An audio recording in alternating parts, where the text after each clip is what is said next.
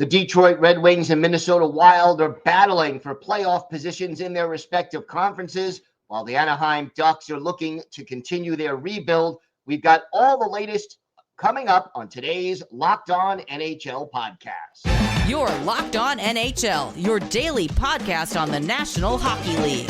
Part of the Locked On Podcast Network, your team every day.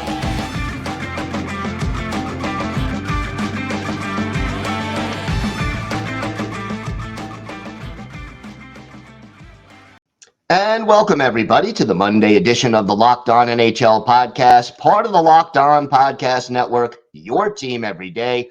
I want to thank everyone who makes Locked On NHL your first listen every day. Don't forget to subscribe on YouTube or wherever you get your podcasts so you can get new episodes as soon as they drop. Today's episode is brought to you by FanDuel. Make every moment more. Right now, new customers get $200 in bonus bets with any winning $5 bet. That's $200 if your bet wins. Visit FanDuel.com/lockedon to get started. The Detroit Red Wings have been one of the most intriguing teams in the NHL over the last 3 or 4 weeks. Brian Fisher of Locked On Red Wings joins us to talk about that. And Brian, let's start with this. How important was it for this team psychologically to end that losing streak? Well, there's no way I can sell that short on how important it was. You could watch that hockey game, and when Christian Fischer, basically like the epitome of a grinded out goal, like falling to the ice, just throws it at the net and it finds itself, behind Luukkonen for the Buffalo Sabres. It almost felt like, not just with the fans, but with the players, the relief set in because getting that goal was just so monumental. The Wings, throughout that 7-game losing streak, had only had 2 leads. And again, in that game, a tough goal given up by James Reimer that he wanted back.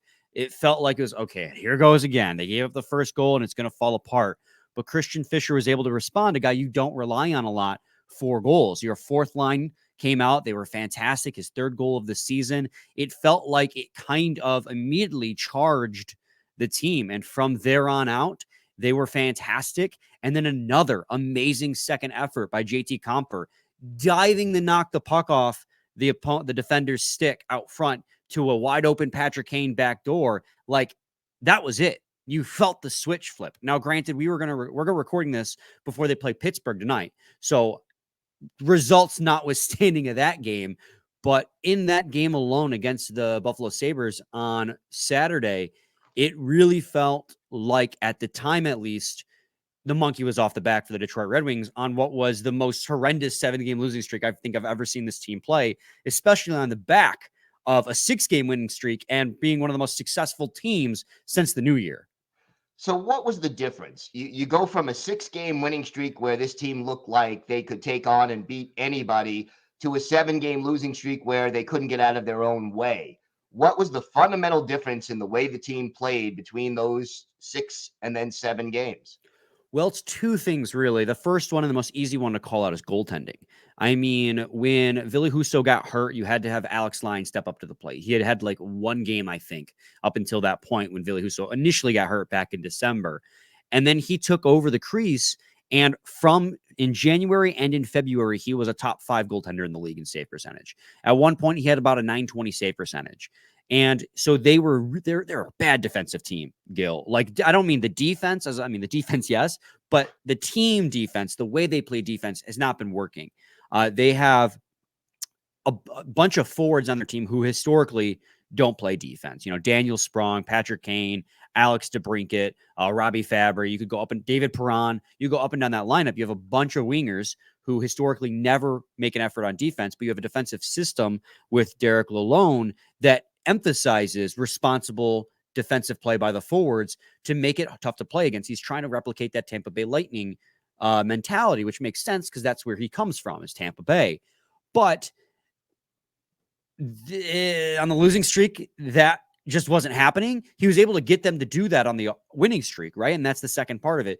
They were bailed out by incredible goaltending by Alex Lyon, but on the winning streak and when they were playing so good, they were getting the buy-in from the forwards to support the defense in the defensive zone. It wasn't perfect. There were plenty of times where when goals did happen because a forward missed an assignment or didn't make the extra stride because they were cheating, trying to get an odd man rush going the other way.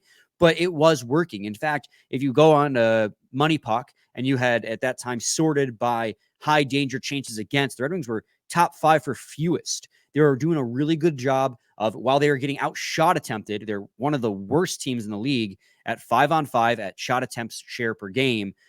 If you look at where those shots were coming from, a lot of them were coming from the point or along the boards because they were doing a great job interrupting the passes to the slot or clearing the slot away, coupled with the fantastic goaltending. They were tough to beat in that stretch. And then because they were tough to score on, they'd go back down the other way on a odd man rush, on a breakaway, and they'd be money. And that was going to the success. But like I like to say, your biggest strength is usually also your biggest weakness. Alex Lyon came back down to earth. And once your goaltender started giving up saves or goals on saves he would initially have made a month prior, the confidence started to wane. The forwards got back to making poor decisions defensively, as in not playing any defense at all. And from there, they were just allowing goal after goal after goal, and their offensive creativity that they had so much of had fizzled out. So it really comes back to you were riding really good goaltending, and you had buy-in defensively from your forwards. And when that went away, you saw how bad this team could be. So there's about 15 games left on the schedule. What is the key for the Red Wings if they're going to end this slump and make the playoffs? Oh, the key. I don't want to sound like a broken record, but it really is going to have to be buy-in defensively from your forwards. On that losing streak, you got almost no forechecking. You got dump and chase hockey where the forwards were losing the race or they'd start a board battle and lose the board battle. You just couldn't get any sustained offensive zone pressure. And then coming back down the ice, you'd be lucky if your winger picked up their guy in the defensive zone, which would lead to a defenseman then having to try and come out and cover, leaving a guy open back door. It's going to have to be defensive buy-in from your forwards because that is how you're going to win. Your goaltending out, Alex Lyon could get hot again, but I'm not going to bet on it. And this isn't a shot at Alex Lyon. They're in a position they are now because of how fantastic he is. But Ville Husso's still working his way back again from injury. James Reimer, we know, isn't the guy. They won 4-1 against Buffalo Sabres on Saturday, but the one goal they allowed was a 5-hole shot that never left the ice from the top of the circle. I mean, and then he did the same thing against the Vegas Golden Knights. So I'm not going to look at my goaltending and go, okay, and hope that one of them gets hot again. I'm going to look at my team in front of him and hope that they decide to buy in and play good defense because, I mean, the age-old adage, right? Defense wins championship. If these forwards who we know can score, because as the same forwards that I listed as being historically bad defensively are bona fide snipers in a lot of those cases. If they can buy in defensively, it's going to result in goals on the other end. They just have got to contribute in that way. And I mean, they got 15 games left, like you said, and it's not a bad schedule. I wish they would have beaten Buffalo and Arizona these last 2 games before that, but they have Pittsburgh next, who's out of the playoff picture right now, but they're not out of it. They could still climb back in. Columbus after that, and a big game on Thursday against your New York Islanders. So as much as this losing streak has allowed them to slip away or slip out of the playoff race, even though as of recording this, they still have, well, even regardless of a loss to the Pittsburgh Penguins, they will have the second wild card by 1 point heading into Monday because the Capitals don't play until Monday. They still hold their own future in their hands. And with Dylan Larkin hopefully coming back this week coming up, because he's been injured the last 2 weeks, that's a big boost in the locker room that can hopefully get them back pointed at the right direction. All right, Brian, why don't you tell our viewers and our listeners where they could find the podcast and where they could find you on social media? Well, you can find the podcast anywhere you listen to podcasts, right? I mean, if you're listening on YouTube, you can find us on YouTube, Spotify, Apple, the Odyssey app, AUDACY. Shout out them because they're also my full-time job. So as well as follow us on Twitter at LO_Red Wings on X. And I am also on Twitter at Brian Fisher, WWJ, and my co-host is at Bentley Scotty. All right, Brian, thanks so much. Always a pleasure. Of course, Gil. You know I can talk for 20 minutes unencumbered about the Red Wings, so.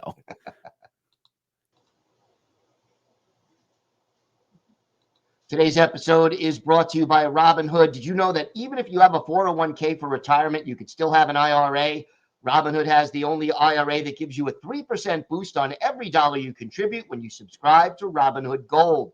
But get this, now through April 30th, Robinhood is even boosting every single dollar you transfer in from other retirement accounts with a 3% match. That's right, no cap on the 3% match. Robinhood Gold gets you the most for your retirement thanks to their IRA with a 3% match. This offer is good through April 30th. Get started at robinhood.com/boost.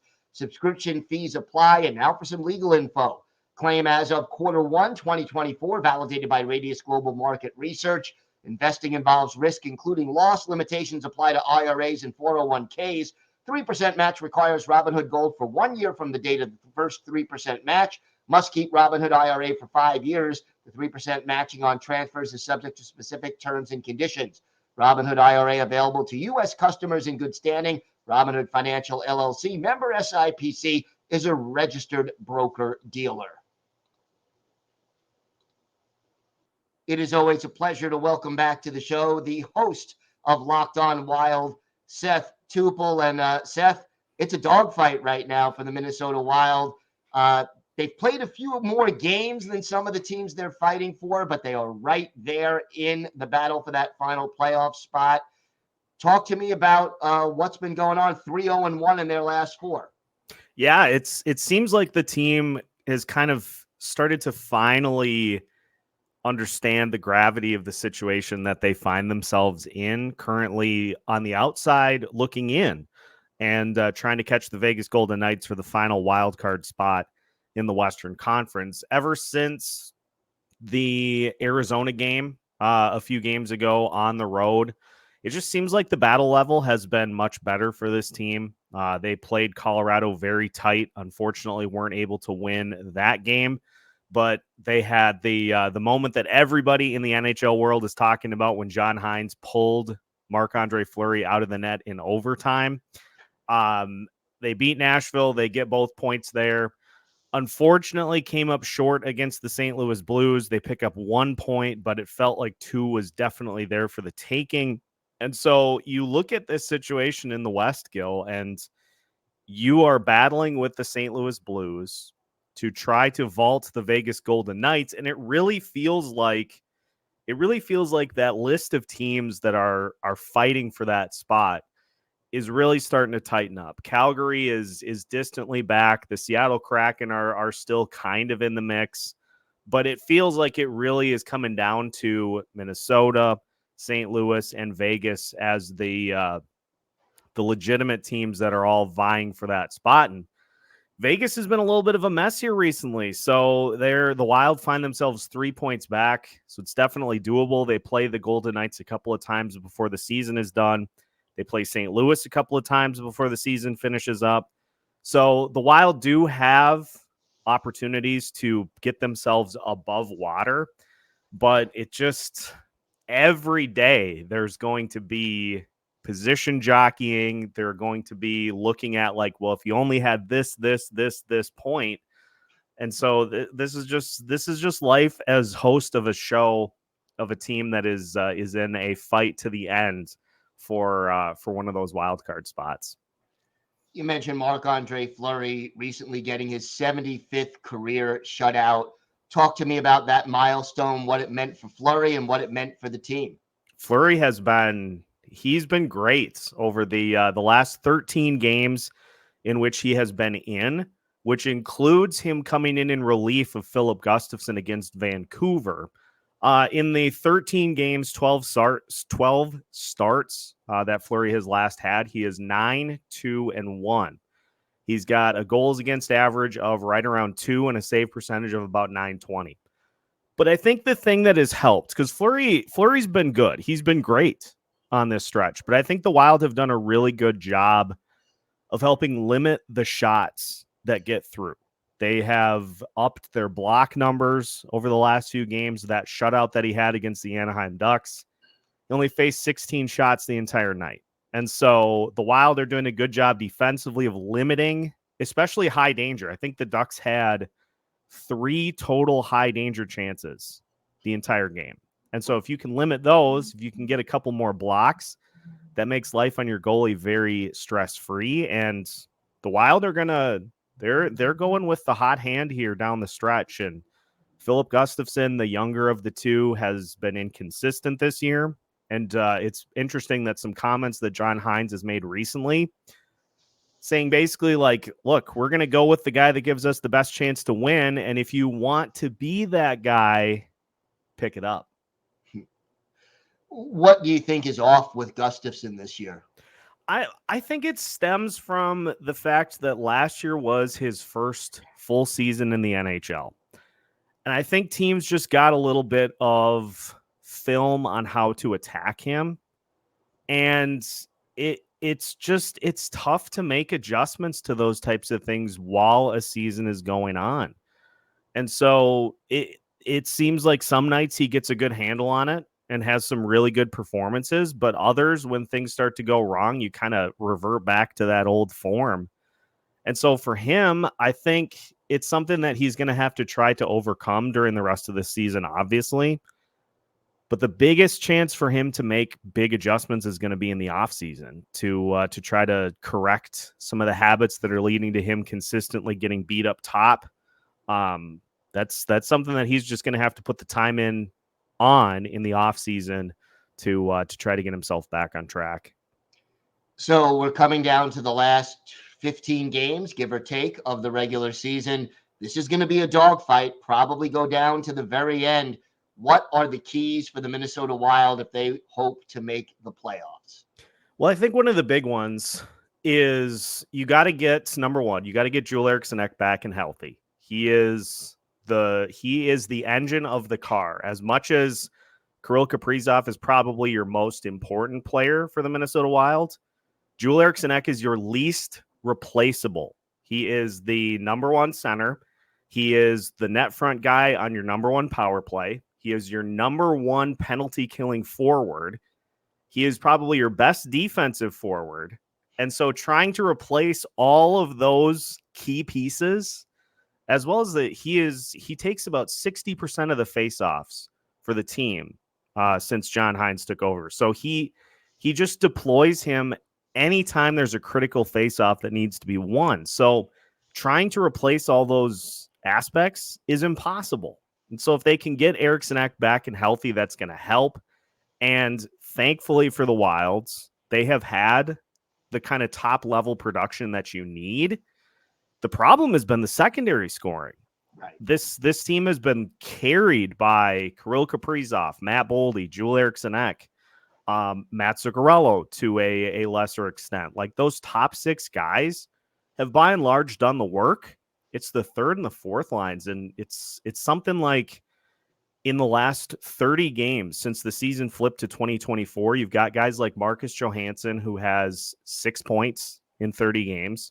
Freddie Gaudreau has 2 points in 30 games. Like, you got to get those secondary guys, and you're not asking them to be major contributors, but they have to be able to chip in when teams key in on that top line.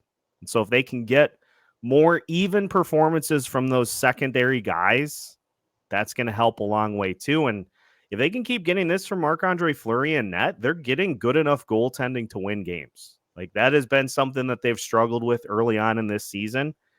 If Fleury can continue to perform at a level at or above where he currently is, they've got the goaltending they need to win. It's just about getting some of that key scoring contributions to match. Well, we'll see if they can get the job done. I know you'll be covering it every step of the way. Seth, why don't you tell our viewers and our listeners where they could find the podcast and how they could follow you on social media?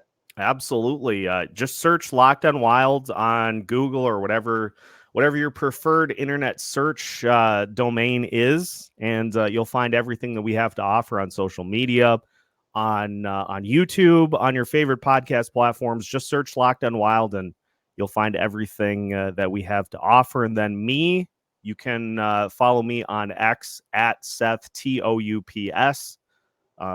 We'll continue to keep you updated here throughout the rest of the season. All right, Seth, thanks so much. Always a pleasure. My pleasure, Gil. Today's episode is brought to you by FanDuel. Say goodbye to busted brackets because FanDuel lets you bet on every game of the tourney.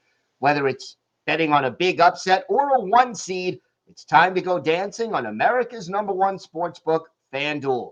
Right now, new customers get $200 in bonus bets if your first $5 bet wins. That's $200 to use on point spreads, money lines. You can even pick who's going to win it all. And it's not just college basketball. You've got pro basketball. Baseball is in spring training. And, of course, the hockey as well. So visit FanDuel.com/LockedOn and bet college hoops until they cut down the nets. That's FanDuel.com/LockedOn, FanDuel.com/LockedOn. Check it out today. It is my pleasure to welcome back to the show the host of Locked On Anaheim Ducks, Jason Hernandez, who, as you can see, is trying to stay calm. The Ducks on Sunday officially, mathematically eliminated from playoff contention for this sixth straight year. Mm-hmm. So sixth. So that now becomes official. Tough game on Sunday on the penalty kill. What happened? and 3 power play goals for the Blues. The same thing that's been happening every year. I'm thinking about Pinky and the Brain. What are we going to do this game? The same thing we do every night. Try to get as many penalties as possible. That's what it feels like. The Ducks are leading the league in something. They're leading the league in minor penalties. So, hey, the Ducks are #1 in something. Yay. To be completely honest, the Ducks penalty kill was fairly bad before. It has gotten worse since the trade deadline. Of course, losing one of their top penalty killers, Sam Carrick, won't help with that. Injuries have not helped. The Ducks have been just bludgeoned with injury after injury until we finally get at least a couple of guys back, but even that's not helping. The lack of discipline has been appalling all season long. And I know you and I talked about this, about what are some of the penalties that you cannot blame the refs for. Delay a game, too many men, unsportsmanlike. That's been all year. This game was just bad plays, just penalties that they should not be taking, especially in the neutral zone, which they really should not be taking those kind of penalties when you have the puck. Those are killers. How much of this is on coaching and how much of this is on the players, or what combination? Oh, there's a combination, but I don't know which column I want to put more on, because Greg Cronin has made some questionable coaching decisions over the last few games. And in particular, the St. Louis game, he had Leo Carlsson, who just come back, and Troy Terry on the same line briefly. And lo and behold, Troy Terry got a goal while they were on a line together. Oh my God, that line actually works. To be very serious, that combination was clicking early in the season. Troy Terry did the unselfish thing to try to include Leo Carlsson in the offense, to try to give him confidence. We've seen that several times with several teams where you want to get the young guys involved.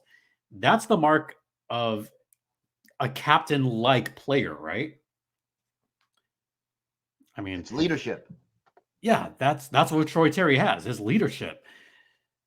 So to see those two separated after they had scored their goal, Greg Cronin, what are you doing there? So little things like that are why there's a little bit from the coaching column. From the players column, they need to be better disciplined, and they need to know, well, frankly, they need to know when to shut up sometimes, and they need to know when to control their stick. I mean, yeah, stick penalties are just abundant for the Anaheim Ducks. Like, stop bringing your stick between a player's legs. Stop slashing like crazy, which the Ducks have done over and over and over again. And for the love of God, like, actually get the puck out of the zone. That is on the players. The puck is on their stick, and continually they try to have a shovel pass or try to pass it to a teammate next to them instead of clearing the zone, which you are supposed to do. And if they don't do that, guess what's going to happen on the other side? You're going to have 2-minute long shifts where you cannot get anyone off the ice. You can't clear it. This happened against Minnesota the other night. 2.5 minutes of not clearing the puck. Gil, do you know how frustrating it is to see over and over again not doing those little things where the players are responsible for it? Yeah, covering the Islanders, yes, I have seen that at times over the course of the season. I know it's rough right now. You mentioned the injuries. Give me some reasons for hope looking forward for this team. Maybe not for this season, but maybe some young guys that this team has on the roster or who will be on the roster next year that they can build around. You know what I'm going to say, Gil? You know exactly what I'm going to say. Say it. Let the kids play. You're mathematically out. Play the kids like 20, 30 minutes a game and just let them rip and see what they can do. Forget about the veterans now. You're mathematically out.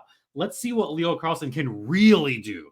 Let's see what Pavel Mintyukov can really do. Let's see what Olin Zellweger especially can really do. I am so high on those guys. And both of those young guys in this game against St. Louis, they were generating offense. Mm-hmm. They were generating a lot of chances, a couple of them of the high danger variety. And why they didn't keep going back to that, it kind of baffles me a little bit, to be honest, because they have the ability to get pucks on net, but not just get pucks on net, but get pucks on net where they can generate a rebound chance, which is how Troy Terry got his first goal of the game. So let the kids play, or even bring a couple of kids that would be black aces. Bring them down to Anaheim for the end of the season and just let them go and see what they can do. I mean, that's my hope. Maybe not for this season because now it's tank time, but but hope for the future is to see how the young kids can truly develop and not get 10, 11 minutes here and there. Like, give them the heavy minutes. Give them the first line minutes, please. And the power play and the penalty kill and all of that stuff. You know, it's funny you mentioned that. I would like to see McTavish more on the penalty kill, like when he's back to 100%. I want to see that happen.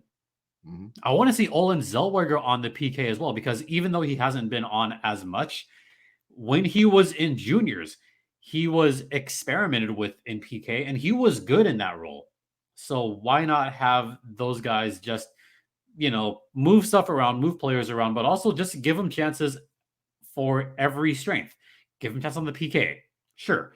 Give them chance on the power play. Yes. Put all the rookies on the same power play unit. See what happens there. So that's my faint hope. What do you think is the next major step in this rebuilding program? Lose the rest of the games. I'm partially joking, folks. I know you don't like to see teams tanking. However, let me point out, Gil, the Ducks were in this situation last year. They wound up with the worst record in the NHL. And what did it get them? It got them the number 2 pick in the draft lottery. And with that second pick, they were ready to draft Leo Carlsson. Mm-hmm. Now, I hate seeing the 1% of tweets. I still see these once in a while, and I hate it. Like, would this have happened if Adam Fantilli was picked number 2? No, Leo Carlsson is a terrific player. He's very good. So I think that's a little bit unfair to say that. But this time, just really let the tank just take place.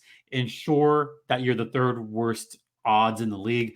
Chicago's not going to win 5 more games this season. San Jose's not going to win 5 more games this season. It's just not going to happen. They're too far behind. So the next step, lose as much as possible until you get to a point where just like, you know what?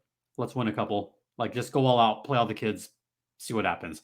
And the other big step in the rebuild is going to have to be to actually spend the money this offseason and go after a couple of guys. I know the big signing last year was, or last couple of years have been Vetrano, Strome, Gudas. Those have been the big signings and may have been a little bit of an overpay there on Strome. I get that. Or the year before when they had John Klingberg for the 1 year. Right. That was a pretty big overpay. So I think they need to go after a couple of guys, but also kind of be a little bit smarter about it and go after a couple of 2-year deals. Like, see what's really out there that can help this team in the it's still a rebuilding stage, but now I feel like it's got to start going uphill at some point. I mean, last season, last place, historically bad. This season, not historically bad, but still the earliest that the Ducks have ever been mathematically eliminated. 2 years ago, April 10th, they were eliminated with 8 games left. Last season, March 19th.